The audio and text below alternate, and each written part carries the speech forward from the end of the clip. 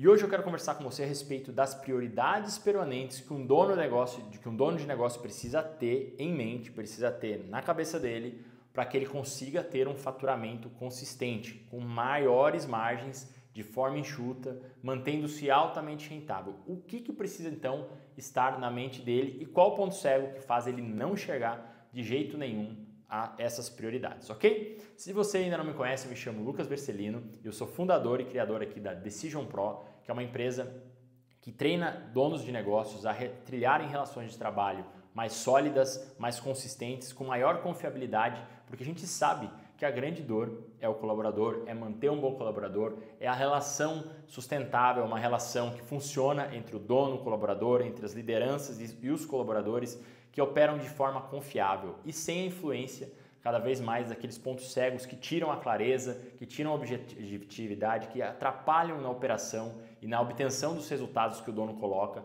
de modo que o dono consiga fazer com que a empresa cresça dependendo cada vez menos dele, porque ele tem pessoas de confiança, ele consegue ter pessoas que estão junto com ele ali fazendo o negócio crescer. E para que tudo isso aconteça, ele precisa ter noção do que eu vou falar agora, que são das prioridades permanentes. Um negócio, a primeira coisa eu quero trazer, eu já falei isso em outro vídeo, que é a respeito dos 7 dígitos, por que poucos conseguem, que alguns conseguem e poucos conseguem manter-se faturando 7 dígitos. A raiz é um pouco contraintuitiva, porque muitas vezes a motivação interna do dono, que mora num ponto cego dele, que ele não sabe por que ele está fazendo as coisas, tem muito a ver com uma necessidade, se a necessidade de ter um negócio é pela autoafirmação, ou seja, de ele se parecer uma pessoa bem-sucedida. Eu já atendi muitos negócios, já tive acesso, através das empresas que eu trabalhei, nos bastidores das tomadas de decisão de muitos negócios de diferentes tamanhos e nichos, fica muito claro que muitos donos de negócios querem parecer ser pessoas bem-sucedidas. Eu entendo que isso é uma necessidade de realização pessoal, é uma necessidade também que, ao ser bem-sucedido, ou seja, ter um negócio que dá bons frutos financeiros, a pessoa consegue ter uma vida melhor, ela consegue morar num lugar melhor, ter uma casa maior, ter um carro legal, poder viajar, tudo isso é válido. Mas a partir do momento que isso vira o foco, o dono não consegue olhar para duas coisas. Ou ele foca em fazer um bom serviço e, como consequência do bom serviço, ele recebe essas benesses, vamos dizer assim, essas bênçãos do mercado aí que ele vai poder colher isso, né, da atuação dele, porque ele faz algo bom, ou ele vai ficar obstinado com um negócio, ele vai extrair das pessoas, ele vai querer ter clientes não porque ele quer fazer o bem, quer gerar resultado, ele vai querer ter clientes porque ele quer ganhar dinheiro, botar dinheiro dele somente no bolso. E assim, é muito tênue essa linha, né? Porque a gente precisa equilibrar também, não adianta viver um modelo idealista onde a pessoa quer só fazer o bem e não tem clareza, não tem qualquer sustentabilidade financeira naquilo que ela faz, né? A gente sabe que existem formatos de ONGs, de pessoas que têm uma abordagem mais espiritual, acabam tendo votos de pobreza, isso aí é uma escolha. Mas aqui eu estou falando para o cara que decidiu ter um negócio. O negócio ele precisa ser rentável para ele crescer. Então a gente não está falando desse outro tipo de abordagem, estamos falando de quem tem um negócio, de quem quer fazer um negócio continuar crescendo, quer gerar resultado, prosperidade através de relações comerciais. Né? É uma abordagem do que funciona, vamos dizer assim, nesse modelo de financista mesmo. Né? Então, assim, se o dono quer, o ponto agora é maximizar o benefício que ele pode dar. Agora, para isso, para que ele consiga equilibrar esse pensamento e não caia também no modelo de ganância desmedido, ele vai precisar ter algumas prioridades. Eu não vou falar de todas aqui. Nos cursos que eu dou a respeito disso, a gente trabalha a lista definitiva das prioridades. Definitiva não, é muita prepotência falar isso, mas assim, a lista das prioridades que eu mapeei, atendendo muitos negócios ali, conhecendo diversos níveis, estágios, a gente chega num padrão. Mas assim, prioridades que são fundamentais, cara. Foco no cliente. Então assim, se o dono conhece o cliente, está preocupado em atender o cliente, em criar soluções que são escaláveis, que são de crescimento, mas voltadas para resolver um problema do cliente, para servir, ele vai ter... É difícil ele não ter sucesso, a não ser que ele não tenha... que ele não dê limites, que é o que acontece muito, né? Ponto cego da falta de limites, que o dono opera, de que assim, ele doa o tempo todo, ele é permissivo não só com os clientes, mas ele é permissivo com os colaboradores, não sabe colocar regras de convivência nas relações de trabalho, aí é um problema.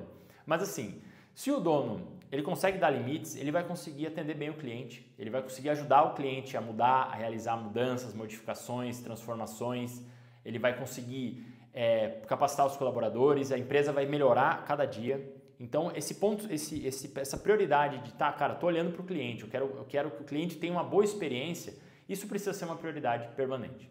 Uma outra prioridade permanente, que precisa ser bem atenta nesse caso, é a parte financeira. A saúde financeira do negócio, o controle financeiro.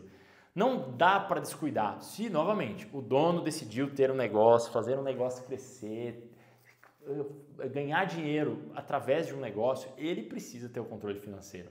Muitos negócios quebram, não é por falta de qualidade, não é por falta de clientes, mas por falta de controle financeiro, por o dono não ter o pé no chão.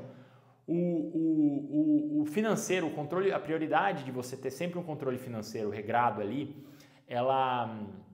e deixa eu esclarecer só uma coisa, eu falei aqui, eu ouvi, né? Parece que eu estou falando de prioridades permanentes, assim, são coisas que tem que estar no radar do empresário, não dá para não tratar isso como prioridade, tá? Porque elas são coisas que são algumas poucas coisas diante das muitas coisas que precisam estar na mente. Então pode ser que pareça um pouco contraintuitivo o que eu estou dizendo, é até paradoxal, né?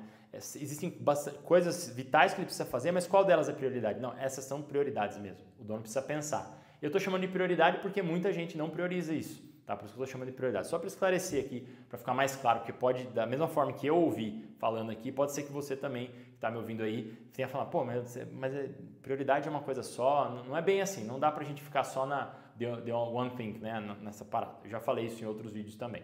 Mas assim, ó, em termos de raciocínio e de foco.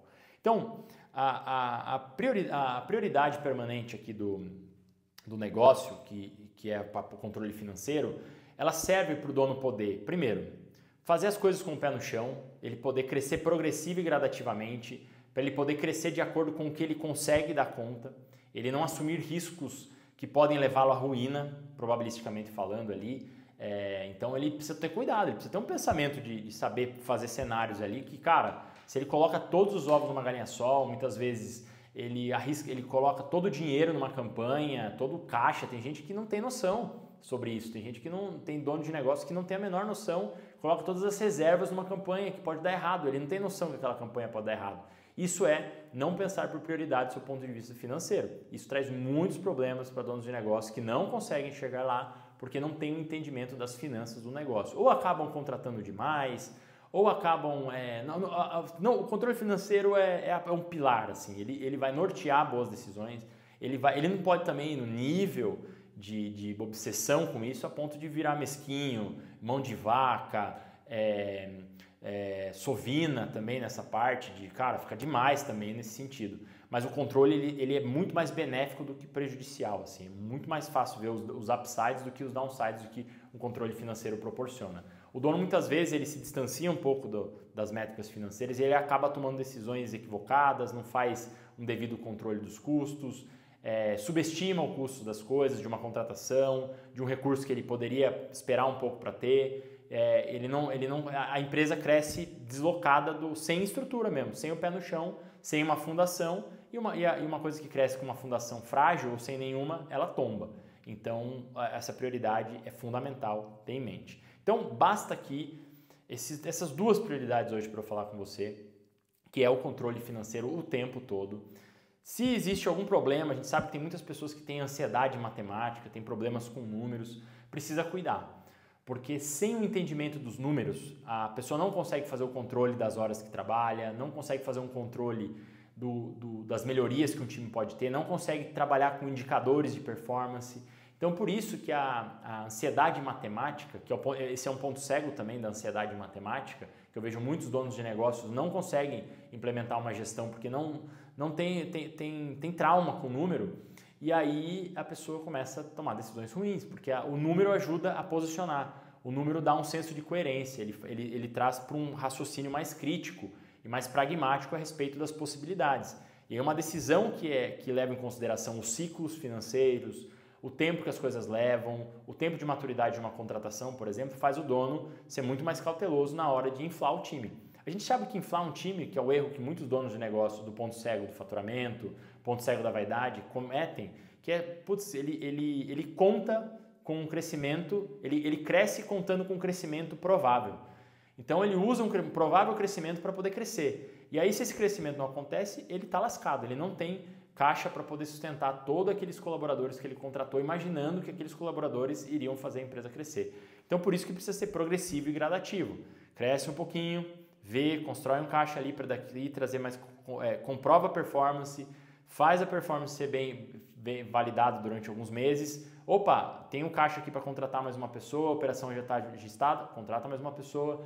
A empresa começa a faturar bem, esse grupo de pessoas estão trabalhando bem, a empresa multiplica o faturamento ali, consegue ter um caixa mais robusto, contrate mais pessoas, porque daí vai ter estrutura. Tem gente que contrata e não tem estrutura para treinar, o dono não tem nem tempo para treinar. Então esse é um problema de não levar a questão dessa prioridade financeira em consideração, que é a prioridade com os números, não só financeira, mas com os números em geral do negócio. Então, eu espero que você tenha gostado desse ponto de atenção novamente que eu trago aqui. São coisas práticas que ajudam a refinar o processo de tomada de decisão, tanto dos donos como lideranças em parcerias, que precisam ter métrica, precisam ter o foco no cliente, se aquilo está sendo desenvolvido para melhorar a vida do cliente, se você está conseguindo demonstrar, através do marketing, o valor que isso tem para o cliente, e também mudanças desconfortáveis que precisam ser feitas para o negócio escalar. Beleza? Espero que você tenha gostado então. Se você gostou, considere dar o seu like aqui nesse vídeo. E se você precisa de ajuda para estruturar melhor o controle financeiro, fazer um bom alinhamento de expectativas com seus colaboradores,